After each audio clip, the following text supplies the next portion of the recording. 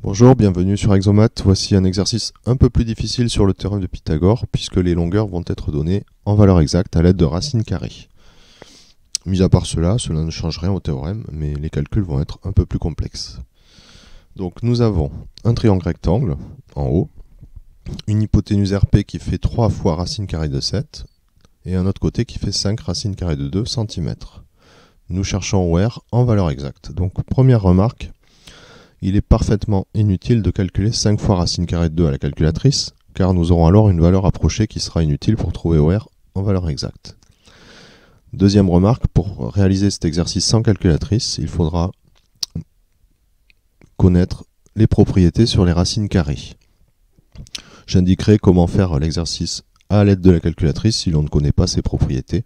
Vos calculatrices savent travailler en valeur exacte avec les calculatrices. Alors écrivons tout de suite le théorème de Pythagore, vu que l'on a tout de même deux longueurs et que l'on cherche la troisième. Le théorème de Pythagore nous donnera bien la troisième longueur puisque nous avons un triangle rectangle. Donc nous écrivons tout de suite que nous avons un triangle rectangle, que nous appliquons le théorème de Pythagore. Nous écrivons donc, toujours pareil, peu importe les longueurs que l'on a, on écrit l'hypoténuse au carré, donc le côté face à l'angle droit. L'hypoténuse au carré égale la somme des carrés des deux autres côtés. RP carré égale RO carré plus OP carré. Ici, alors attention, première difficulté, RP est égal à un produit. Et on veut que RP soit mis au carré. Pour qu'un produit soit mis au carré, il va falloir mettre une parenthèse autour de 3 fois racine de 7. Sinon, seule le racine de 7 sera au carré. De même pour OP carré. Nous obtenons donc 3 racines carrées de 7 entre parenthèses au carré égale RO au carré plus 5 racines de 2 entre parenthèses au carré. Si vous n'avez pas fait les calculs sur les racines carrées, vous pouvez toujours taper ça à la calculatrice, elle devrait vous donner la réponse simplifiée que nous obtiendrons dans 2 étapes.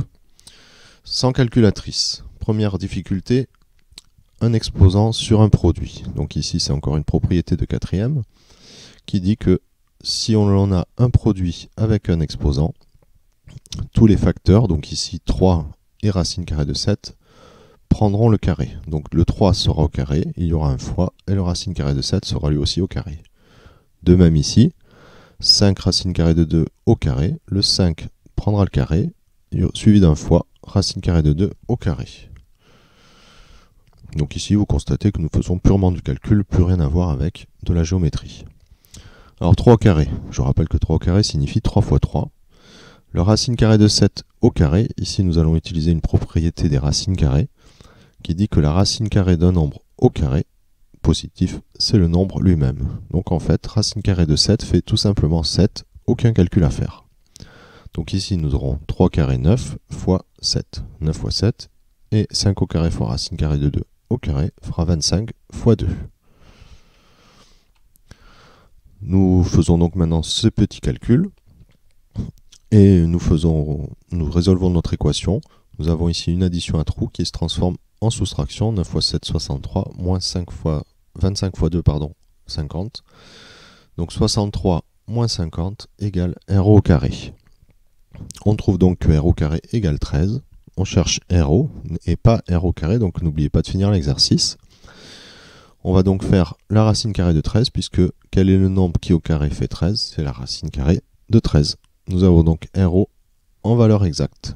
Voilà ce petit exercice qui nous permet de retravailler les racines carrées tout en faisant le théorème de Pythagore.